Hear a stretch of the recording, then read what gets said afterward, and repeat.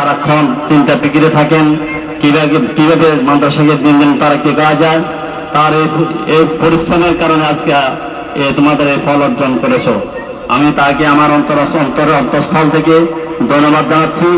আশা রাখি তোমরা এই ফলাফল ভবিষ্যতে ধরে রাখবে। আমি তোমাদের কাছে অত্যন্ত বিনয়ভাবে অনুরোধ রাখবো। আর একটা কথা হলো, আমি শুনতে পেয়েছি যারা উত্তীর্ণ হয়েছ অনেকে কলেজে যাওয়ার ইচ্ছুক। এতদিন মাদ্রাসা লেখাপড়া করে এখন আবার কলেজ কেন তোমাদের মাথা ব্যথা আসলো, এটা আমার বুঝে আসতেছে না। ভালো একটা মাদ্রাসায় যাও, এই পর্যন্ত মাদ্রাসা গঠন করে আসছে, মাদ্রাসা পরিবেশ সবকিছু তোমরা দেখছো, এখন আবার কলেজমুখী কেন? আমি অভিভাবককে একটু উদ্দেশ্য করে বলতেছি, ছোটকাল থেকে এখানে পড়ালেখা করে ঢাকা পর্যন্ত পড়ালেখা করাইছেন, এখন আবার কেন কলেজমুখী?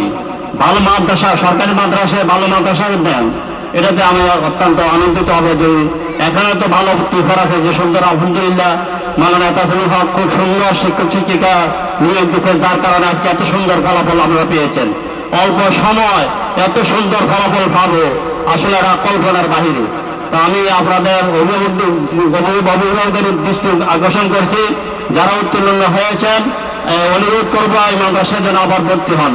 যদি এখানে নাও পান আর ভালো মাদ্রাসা যেখানে সেখানে ভর্তি করান, এই অনুরোধটা রেখে মাদ্রাসা ভবিষ্যৎ আরো উজ্জ্বল কামনা করে মাদ্রাসা শিক্ষক শিক্ষাকে ধন্যবাদ জানিয়ে আমি এখানে শেষ করি। আসসালামু আলাইকুম রহমতুল্লাহ।